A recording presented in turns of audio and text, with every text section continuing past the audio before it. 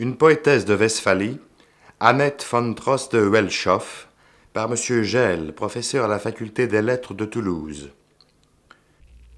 Annette von Droste-Hülshoff passe pour la plus grande poétesse allemande, mais elle est d'abord poétesse westphalienne. Authentique westphalienne de souche, elle est surtout westphalienne dans l'âme, car l'amour du pays natal est ancré dans ce cœur riche en nostalgie. Elle est née en 1797, non loin de Münster, où ses ancêtres paternels, qui étaient Droste, c'est-à-dire baillis du chapitre épiscopal, s'étaient installés dans le château de Hülshoff. Sa mère aussi appartenait à une vieille famille noble de la région de Paderborn. Toute sa vie, ou presque, s'est déroulée dans ces lieux, d'un château à l'autre, et le plus souvent dans la petite demeure de Ruschhaus, qui fut pendant longtemps, au milieu des prés et de la lande, le donjon de sa solitude. De son enfance, elle avait hérité des préceptes très stricts, en morale comme en religion, et une culture classique solide. Mais elle en gardera surtout une riche moisson de souvenirs. Les seules tempêtes de sa vie furent intimes. Elle mena l'existence rangée d'une petite noble de campagne, sans grande fortune personnelle et riche seulement de ses dons. Son art s'est formé loin des influences. Les quelques contacts qu'elle eut grâce à ses oncles von Haxthausen avec des représentants du deuxième romantisme, et ceux qu'elle noua d'elle-même avec les cercles littéraires de Münster, ne suffisent pas à expliquer la naissance de son talent poétique. En 1820, Münster n'était pas aussi propice à l'épanouissement littéraire qu'au temps de la princesse Galitzine. Les liens si étroits d'Annette avec sa province auraient pu réduire son talent à des dimensions régionales. Mais elle sait tirer parti de cette limitation westphalienne et y trouve des vertus qui seront positives pour toute l'Allemagne. À l'origine de son œuvre, on retrouve sans cesse quelques grandes impulsions. La foi, la maladie, la solitude, l'amour. C'est sous le signe de la foi qu'elle débute, après une étrange crise psychologique provoquée par un amour malheureux. Vers 1820, elle se trouva prise entre un homme qu'elle aimait et un autre qu'elle croyait aimer. Cette aventure assez banale, grossie par son imagination et par l'intransigeance de sa famille, prit dans son esprit des proportions démesurées. Elle en sortit brisée, obsédée, malade de corps et d'âme. Elle y perdit peut-être le début du bonheur, mais nous y avons gagné une œuvre singulière, l'année spirituelle. Elle la commença en 1820, la reprit et l'acheva en 1839. C'est un commentaire en vers des évangiles du dimanche, genre fort traditionnel, mais nourri de sa souffrance intime. Sous une apparence assez terne, se cache un témoignage brûlant et qui fait date dans l'histoire de la poésie religieuse allemande. C'est un bréviaire du doute, mais alimenté par le plus ardent désir de foi, une sorte de cantilène du désespoir monotone dans l'attente incertaine du salut. L'œuvre est mystique par sa ferveur, mais d'une mystique inachevée et qui serait restée au stade de la sécheresse. Par là, elle semble très neuve, car elle met fin à la poésie de l'extase et à cette facilité qu'avaient les romantiques allemands de confondre dans une même effusion religion et poésie. L'œuvre est catholique, mais bien différente du catholicisme pratiqué alors en Westphalie. On y retrouve pourtant, à côté d'une raideur et d'une obstination bien westphalienne, une passion plus westphalienne encore de lucidité et de sincérité. Voici, pour en suggérer le ton, une strophe d'un des poèmes. Seigneur, tu reconnais les tortures de l'âme, et tu sais que du cœur de l'assassin vers toi crie un soupir qui ne peut se trouver ni se nommer. Rien ne brûle si fort que de devoir ramper dans la vase et les pierres, et de toutes les sources il n'est de plus violente que celle qui en vain se débat sous la glace. Non publié de son vivant, l'année spirituelle reste le journal secret d'Annette von Droste. Elle ira en effet de la religion à la poésie et son art se formera à partir de cette première et douloureuse expérience. Après 1820, elle sera longtemps vouée au désarroi, à la maladie, au silence. Elle vit alors à Ruschhaus, seule ou sous l'œil de sa mère, femme stricte, à qui elle rendra des comptes jusqu'à sa mort. De longues promenades à travers la lande, qu'elle explore en géologue et en poète, quelques visites à Münster, quelques rares voyages sont les seules diversions de cette existence austère et monotone. La maladie l'accapare, et elle n'a que deux libertés, celle de rêver et d'écrire. Longtemps, elle n'usa sans doute que de la première, car son premier recueil de vers, publié en 1838, est mince. Il contient surtout les fragments d'une œuvre épique dont il reste aujourd'hui 3 étranges poèmes, l'Hospice sur le Saint-Bernard, le Testament du docteur, la bataille de l'Eune. On y retrouve, sous le vêtement épique, une odyssée de la foi incertaine, de la faute et de la souffrance.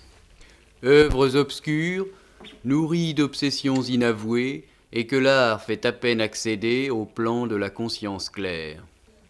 Mais on y voit déjà se former, à partir de sensations confuses et aiguës, un style plein de vigueur qui sait épouser tous les frémissements, tous les sursauts et les aspérités d'une vie psychologique intense et inquiète. Il ne lui manque, pour trouver une qualité vraiment classique, que cette harmonie que confère à un artiste la conscience de sa propre maîtrise. Un nouvel et dernier amour devait permettre à Annette von Droste d'y accéder. Amour ambigu d'une femme déjà vieille pour un homme très jeune encore.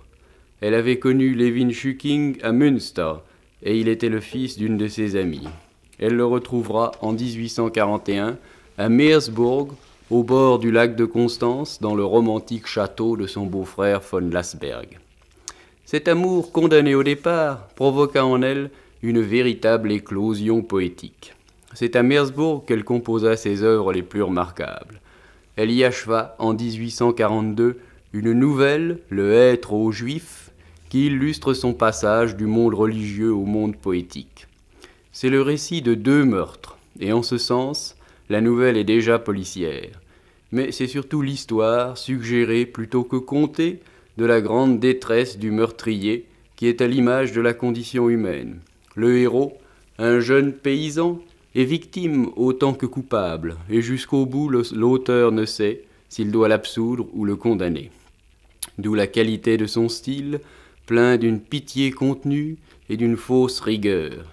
Ce réalisme ambigu unit la tension hallucinée de Kleist et déjà ce qu'on appellera l'objectivité des naturalistes. Mais l'héritage de Meersburg fut surtout lyrique. Elle y composa, durant l'hiver 1841-1842, un recueil important de poèmes qu'elle continua jusqu'en 1846. Le rare souffre parfois de cette naissance hâtive, mais la richesse de l'inspiration fait oublier certaines faiblesses de la technique. On peut y distinguer 3 groupes, les ballades, les paysages, les méditations. Les ballades, par leur thème, sont encore proches de la ballade romantique, mais elles donnent une nouvelle vigueur à ce qui n'était que mode littéraire. Elles décrivent presque toutes des formes d'envoûtement qui ont leur source dans le folklore westphalien, mais plus encore dans la sensibilité maladive de l'auteur et dans ses obsessions religieuses.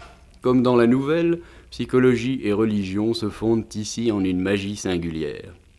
Les paysages, presque tous groupés sous le titre d'Images de la lande, conduisent plus directement dans le monde poétique d'Annette von Droste-Hülshoff. Son imagination, jusqu'alors freinée et bridée, s'y libère en une série de visions qui unissent une extrême acuité et un sens remarquable des lointains. Ils traduisent déjà en vers ce que beaucoup de peintres essayeront de suggérer plus tard. Voici 2 strophes du poème « La steppe » qui illustreraient parfaitement un tableau de Van Gogh. « As-tu sur le rivage, quand nuit et jour se fondent, vu dans le sable et dans la terre la pluie qui par 1000 rigole, furtivement pousse son flot. Et puis les vagues de la mer, là-bas, aussi loin que l'œil porte, toutes colorées de boue jaune. Voici la dune, et en dessous la mer. Les canons sont des carrioles traînant au sol leurs mèches éteintes. Vise-t-il le corsaire à l'ample cafetan que je puis là-bas distinguer dans le jaune de l'océan. Dans le lyrisme d'Annette von Droste-Hülshoff, les images de la lande annoncent surtout une libération poétique et la joie d'un poète à la conquête de son propre espace intérieur. Elles sont le témoignage d'une jeunesse retrouvée. Mais bientôt, séparée de Schücking, qui quitte Meersbourg et se marie, Annette von Droste reviendra à sa solitude. Elle aura cette fois la poésie pour compagne. Dans ses méditations poétiques, elle est à l'écoute de toutes les voix du monde, s'imprégnant de sa beauté comme de sa souffrance, retenant le chatoiement des apparences comme aussi le gémissement de la créature, selon le titre d'un très beau poème, où elle découvre partout, dans la peine des êtres, la marque du péché de l'homme. Mais son angoisse ancienne est ici transfigurée par une sagesse poétique, par une sérénité nouvelle, dans une sorte d'épicurisme spirituel qui défie la mort et la souffrance. Son chant s'alanguit parfois et devient plus harmonieux. Il veut capter, comme l'indique un vers, l'élan d'une âme déliée dans le rêve. Et c'est bien le rêve poétique qui devait soutenir Annette von Droste dans les dernières années d'une vie de plus en plus détachée du monde. Elle ruse avec la maladie et fait encore 2 voyages entre la Westphalie et Meersbourg, où elle mourra en 1848. Telle est l'œuvre d'un poète, attachant par ses contrastes, longtemps prisonnier de son milieu et de ses origines, mais qui sut trouver dans sa limitation les conditions d'un art audacieux et solitaire qui occupe dans la littérature allemande une place fort originale. Monsieur Gell, professeur à la faculté des lettres de Toulouse, vient nous parler de la poétesse Annette von Droste-Welschoff.